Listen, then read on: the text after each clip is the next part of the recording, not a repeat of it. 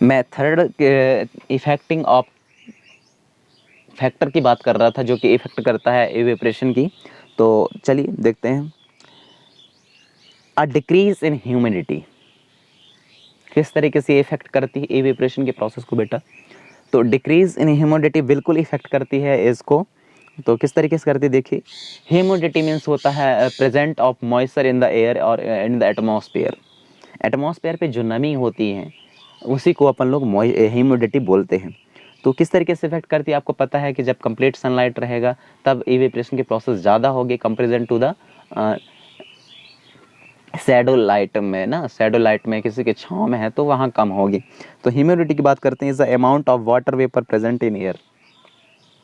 यह water vapour का amount होता है। It is the amount of water vapour which are present on the air which are present on the air. It's known as it's called humidity.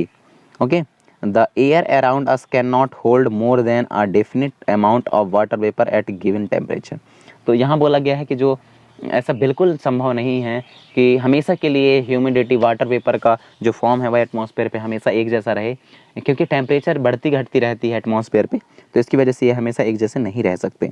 If the amount of water in air the already high, यदि जो amount of water है air पे वो बहुत ज़्यादा है, मतलब humidity की जो परसेंटेज है वो बहुत ज़्यादा हाई है, the rate of evaporation is decrease. तो ऐसे कंडीशन पे जो रेट ऑफ इवेपोरेशन है वह क्या हो जाएगी बेटा? घट जाएगी, कम हो जाएगी। नेक्स्ट देख लेते हैं an increase in the wind speed. अब जो नेक्स्ट इफेक्ट है इसका तो ये है कि यह तब ज़्यादा और इफेक्ट करती है जब विंड स्पीड बढ़ा दी जाए। हवाएं ज़्यादा चलेंगे तो इवेपोरेशन के प्रोसेस भी जल्दी होंगे और इवेपोरेशन के प्रोसेस को भी इफेक्ट करने को मिलता है या इफेक्ट करता है wind speed. It is a common observation that cloth dry faster on a windy day. चलिए मैं सिंपल से एक एग्जांपल बता देता हूँ। आप कहीं कभी घूमने गए होंगे, पिकनिक पे घूमने गए होंगे या कहीं नर्मदा नहाने जाते होंगे, तो आप देखे होंगे वहाँ कि जो कपड़े होते हैं, जो साड़ियाँ होती हैं मम्मियों की या औरतों की, तो वो धुल करके और थोड़ी देर दो बच्चों को पकड़ा करके खड़े कर देते हैं जब हवाएं तेज़ चल रही हों। आप देखेंगे कि वो साड़ियाँ बहुत जल्दी सूख जाती हैं।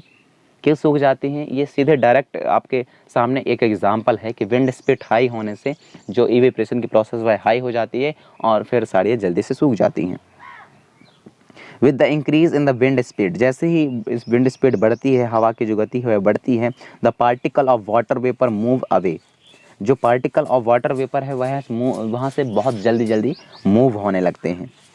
विद द विंड, किसके साथ में? हवा के साथ में।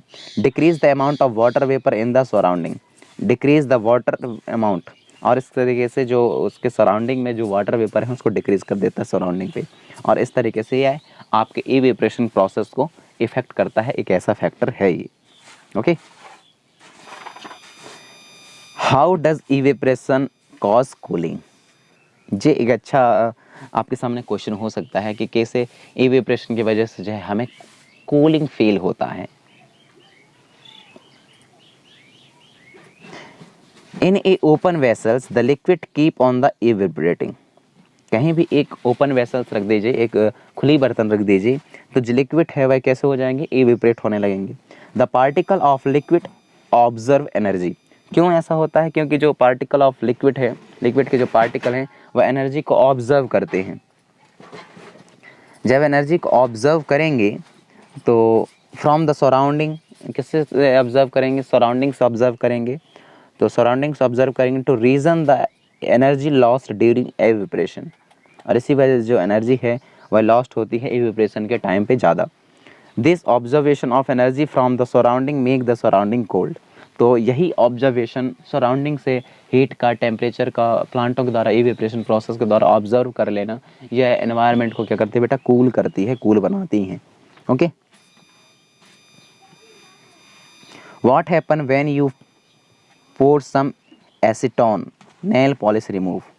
क्या होता है आप बताइए जब कोई पोर सम एसीटोन जो है ऑन योर प्लाज्म से रिमूव हो जाए, नेल पॉलिश से रिमूव करने के लिए क्या होता है? The particle gain energy, the particle gain energy from your palm और surrounding and evaporate causing the palm to feel cool. वो इसलिए ऐसा होता है कि आप, यहाँ पूछा गया है कि आप जितने भी गर्ल्स हैं वो नेल पॉलिश लगाते होंगे, तो आपको इस बात का फील होता होगा कि जैसे आप नेल पॉलिश लगाती हैं उसके जस्ट बाद आपको कुछ ठंडा या कोल्ड फील होता है आपके नाखूनों के ऊपर। क्यों ऐसा होता है? तो इसके बारे में अपन लोग, इसके जो आगे बची हुई चीज़ें हैं उसके बारे में नेक्स्ट वीडियो में डिस्कशन करेंगे। Thank you.